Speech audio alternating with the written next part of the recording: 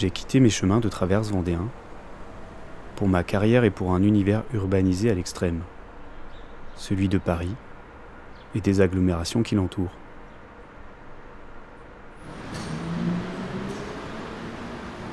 Cette vie, je l'ai adoptée par contrainte, comme tout le monde. Mais je suis resté animé par ce besoin de retour vers quelque chose de plus essentiel. J'ai le sentiment que l'équilibre entre la nature et les habitants des villes est corrompu et minimaliste, réduit le plus souvent à une figure ornementale ou à un art décoratif.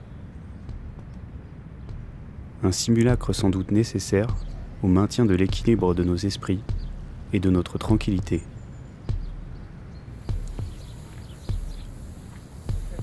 Il est fascinant d'observer comment les pouvoirs publics et les agents chargés des aménagements s'affairent autour de nous pour installer ou restaurer un univers végétal artificiel, au sens où il est créé de toutes pièces par des hommes pour complaire à d'autres hommes.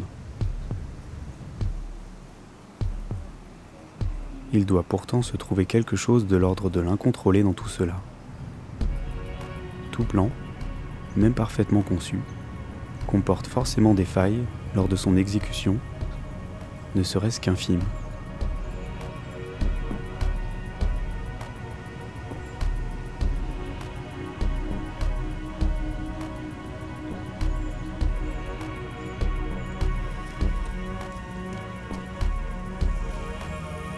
La découverte de portions de nature évoluant librement en ville fait émerger l'envie de partir en quête d'autres espaces, plus en marge.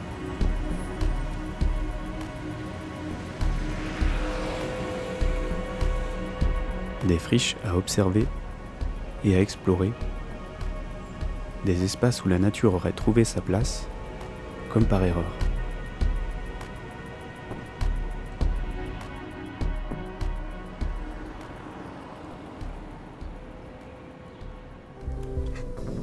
Tout individu vivant à notre époque doit être à même d'user des moyens modernes mis à sa disposition. Peu importe leurs implications exogènes, du moment qu'ils nous mènent à destination.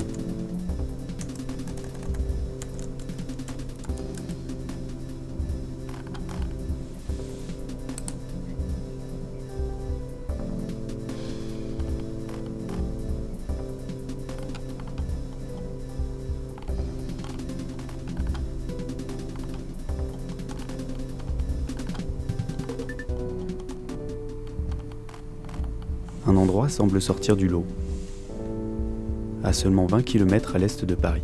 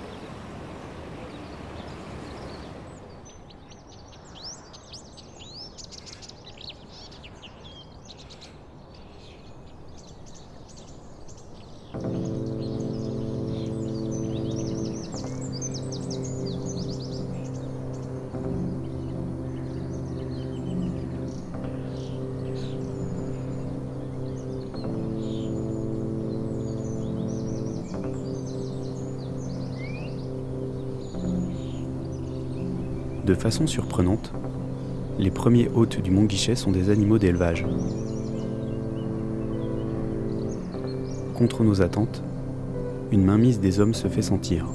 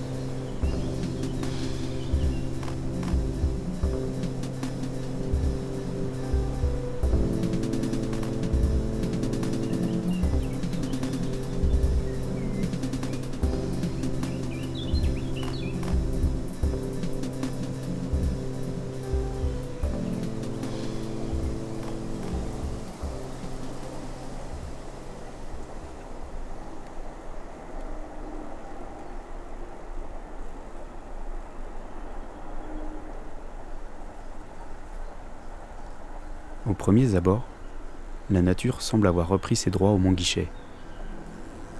Mais en y regardant de plus près, les premiers paradoxes se dévoilent sous nos yeux.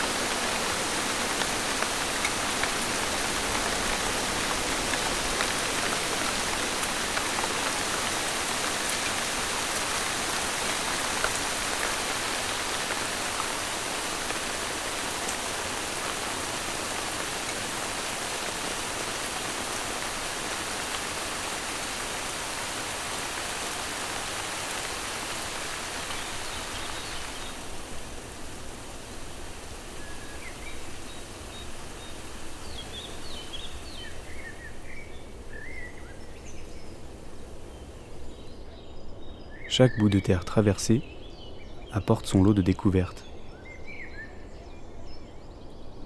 Une faune et une flore sauvages semblent même y vivre en paix.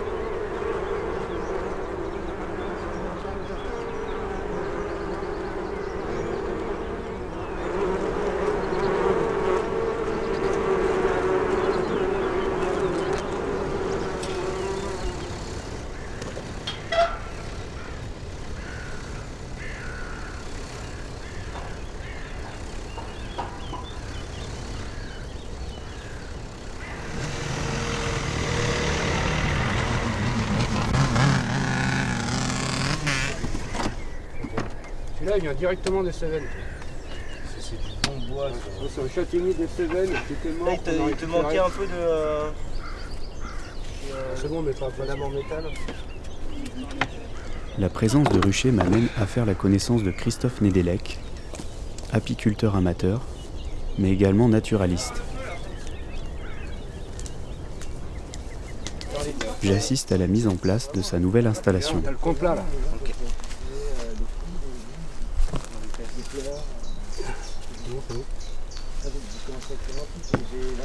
Nickel, ça va être beau. Moi je veux mettre la grosse pierre centrale ici parce qu'on va mettre la plus grosse. Bon là, on va la ok. caler. Ici, Donc on alors. va là-bas alors. Mais là, plutôt par là-bas. Là-bas, voilà. Parce qu'il a dit en arc de cercle en fait. Ah, mais là, il y a une souche. Là. Bon, on la met à côté en attendant. Attends. Ça, non. Ça, c'est pas cher, je te dis, là, j'ai plein de trucs. Qu'est-ce que Bon, la première rucheton est posée. Ah ouais. Le projet, moi, il m'est venu quand j'ai découvert l'existence de ces ruches-là. Moi, je suis tombé amoureux de ces ruches-là. je les trouve belles, je les trouve intégrées, quoi. Je les trouve proches de l'habitat naturel de l'abeille. Et puis ici, on est dans un des derniers milieux naturels de l'Est de Paris. Donc quelque part, ce rucher-là, il a une forme de symbole, je pense. Moi, je l'ai pensé comme ça. Une sorte de symbole de réconciliation entre l'homme et l'abeille. Et d'essayer, justement, peut-être de façon utopique, de retrouver justement quelque chose qui est plus symbiotique, une réconciliation possible entre l'homme et l'abeille. Faut qu'elle l'autre pierre de socle, qu'on aille la cailler là, vu que là c'est plat. Pour que ça soit beau. On est quand même dans l'exploitation de l'abeille, on est toujours à mi-chemin finalement entre une relation, mais on essaye justement de trouver au travers de ça ce point de jonction finalement où on peut être tendre vers un respect de l'abeille tout en finalement en l'élevant.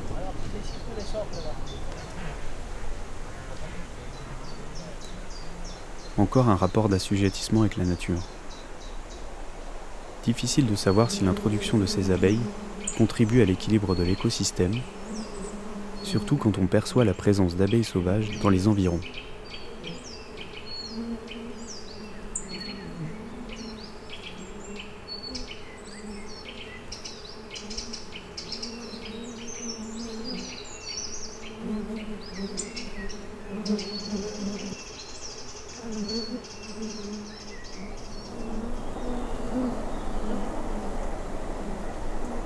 Elle niche dans le sable de remblai des anciennes carrières.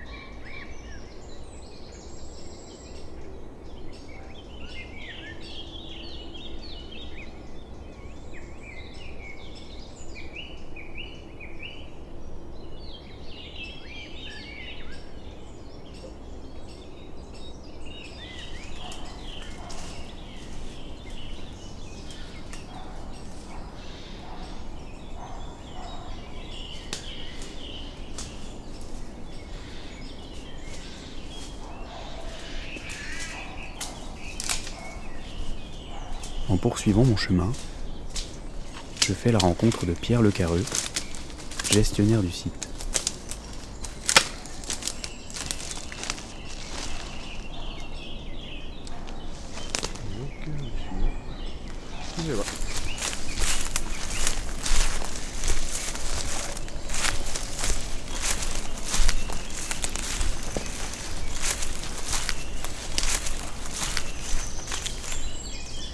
Voilà, donc là, on est prêt. Alors, j'enregistre mon premier point là. On est parti.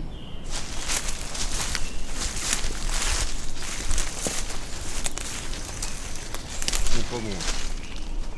On n'est pas bon, on n'est pas bon. On n'est pas bien. On est trop remonté, ça va pas. Donc là, le chemin il doit être un petit peu en dessous. Parce que on devine déjà les maisons et les murs. Et étant donné que notre intérêt c'était justement d'éviter d'avoir une vision sur tout ce qui pourrait ressembler à de l'urbain, pour sûr on a dû se décaler un peu plus dans la parcelle. Ne me demande pas comment ça se fait qu'il y a un trampoline en plein milieu de la forêt. Je ne peux pas te le dire.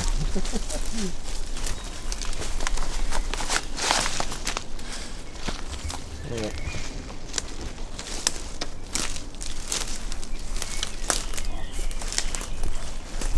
dire qu'il y a eu plusieurs vagues d'occupation successives par des populations roms, par les gens du voyage dans la plaine agricole en dessous. Et que malheureusement ça a généré une quantité de déchets qui ont déjà été en partie enlevés, mais bon, la preuve c'est que on n'a pas encore tout enlevé. Ça reste encore un gros travail à faire. Et l'ouverture du chemin va aussi permettre de pouvoir plus facilement accéder à la forêt et donc de pouvoir aussi plus facilement la nettoyer.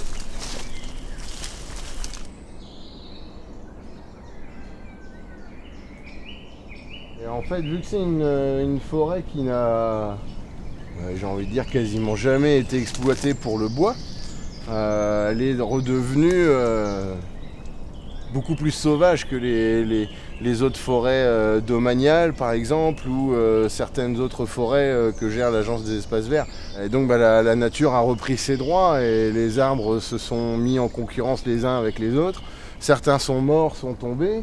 D'un point de vue écologique, c'est extra parce que ça te recrée toute une biodiversité avec l'installation des insectes qui va faire qu'il y a certains oiseaux qui vont revenir. Puis les oiseaux c'est pareil, ils sont pas chassés, ils vont pouvoir nicher autant qu'ils veulent comme ils veulent. Voilà, on peut pas parler de forêt primaire parce que malheureusement ça n'existe plus. Mais c'est vrai que quelque part, à certains endroits, on a un peu tendance à se dire qu'on s'en rapproche.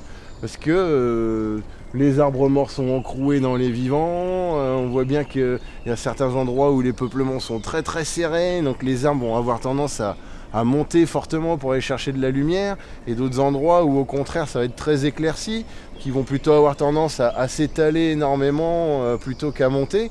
Ça donne des variétés de typologies de forêts au sein d'un même espace, qui est vraiment très intéressant et très diversifié tout au long de la promenade. L'Agence des espaces verts d'Île-de-France a acquis en 2012 les 3/4 du Mont Guichet.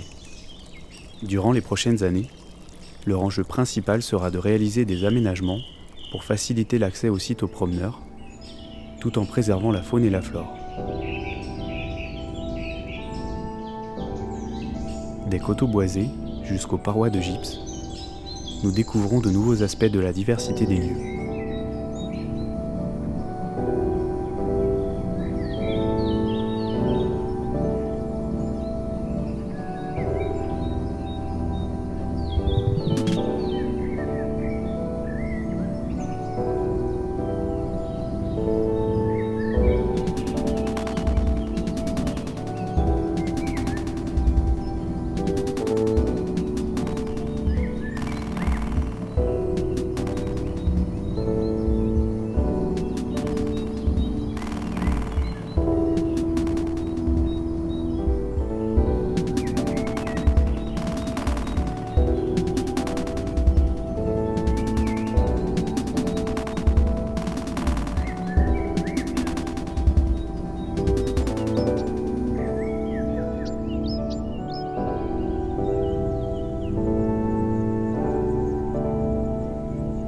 La faune sauvage présente aux abords des carrières suscite l'envie de pénétrer dans ces cavités grandes ouvertes.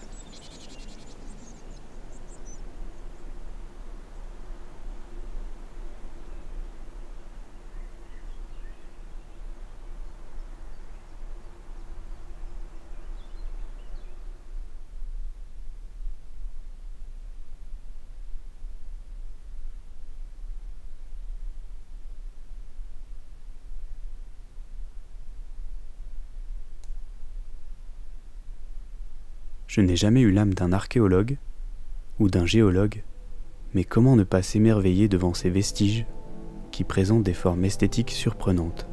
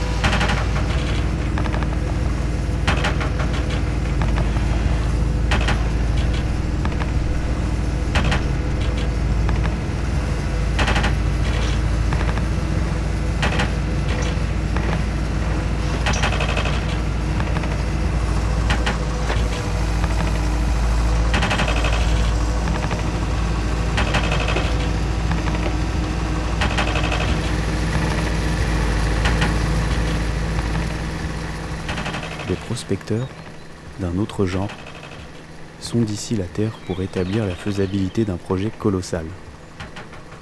Le métro du Grand Paris.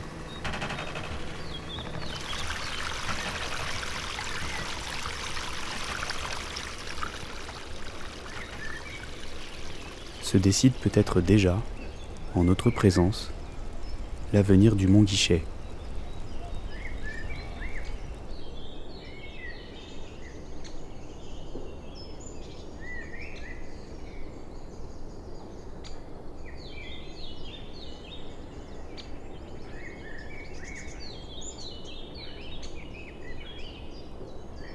Elle est en fleurs. Hein. Ouais, elles sont vertes. Ouais, c'est tout vert. C'est tout vert, mais elle est en fleurs.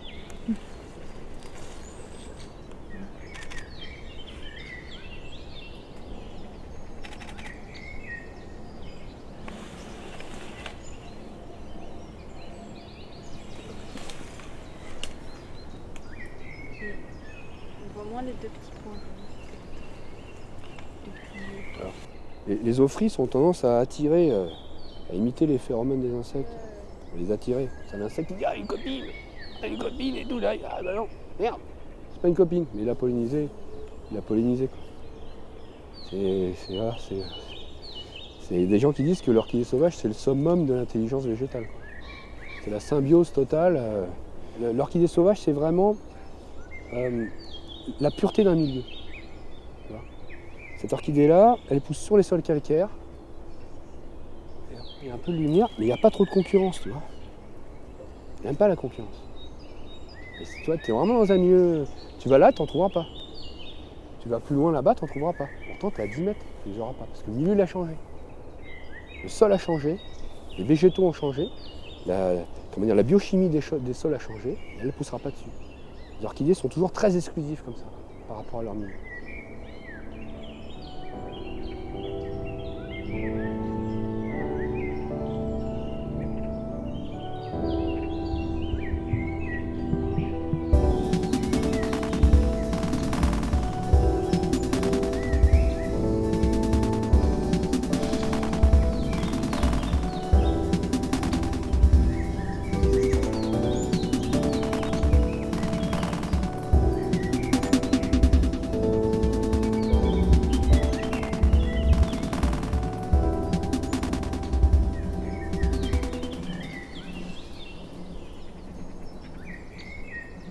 Donc là, ici, sur ces anciennes carrières, ce qui est intéressant, c'est qu'il y a des plantes qui poussent là-dessus. Il y a des plantes qui aiment les sols calcaires. Donc ici, on va se retrouver en milieu calcaire, sur des boisements calcaires, sur des prairies calcaires. Et là, on va retrouver tout un cortège de plantes qui ne poussent normalement que dans le sud de la France. C'est pour ça que sur le Mont Guichet, il y a 12 espèces d'orchidées sauvages différentes, qui sont tous des espèces d'orchidées qui poussent sur les sols calcaires. On ne peut pas en avoir plus. On peut pas avoir plus d'espèces. Toutes les espèces des sols calcaires, sauf les sols calcaires détrempés, parce qu'ici on n'a pas de zone humide. Donc on va trouver d'autres types d'orchidées sauvages sur d'autres milieux, parce que là c'est qu'on a des sols calcaires détrempés, donc on n'a pas ce milieu-là ici. Mais on a la maximisation, c'est-à-dire des types d'orchidées sauvages sur ce site-là. Bien rester sur le chemin. Donc là on a un alizé de Fontainebleau, un des plus vieux du site. Donc il n'est pas encore en fleurs. Hein. Donc ça fait des fleurs aux lombelles. Hein. Ça c'est vraiment un des plus vieux qu'on connaît du site. L'Alizé de Fontainebleau a permis au site d'être classé zone naturelle d'intérêt floristique et faunistique en 1993. Il y avait une zone humide, dedans il y a un centre de reproduction d'amphibiens batraciens. Il y a un projet immobilier. Christophe arpente les chemins du Mont Guichet depuis 10 ans. Il partage bénévolement, avec d'autres, les connaissances qu'il a accumulées depuis tout ce temps. C'est aussi un travail de sensibilisation qui contribue à la préservation du site. Accompagné de Pierre Le Carreux, ils participent de leur mieux à sa protection. Bonjour.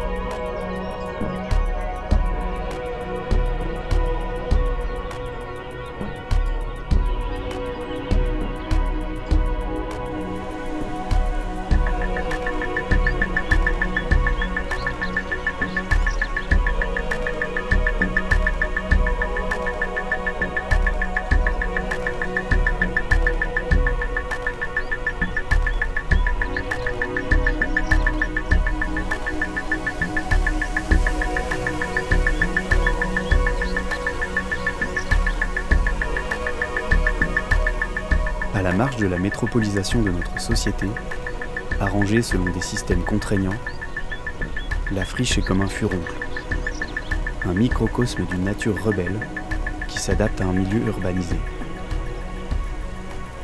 Elle est la preuve directe de l'aspiration à l'harmonie de tout ce qui constitue la vie végétale et animale de notre planète. C'est le printemps de la nature, une tentative de révolution. C'est le refus d'être une source d'exploitation, voire pire, de disparaître.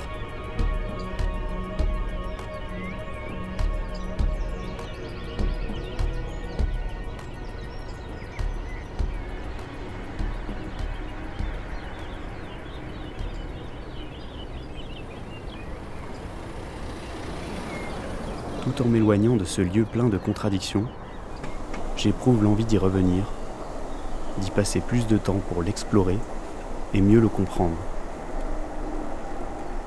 J'en pars avec la conviction d'avoir aperçu, ici, les principes essentiels que j'étais venu y trouver. Une relation authentique avec la nature, un mode de vie différent.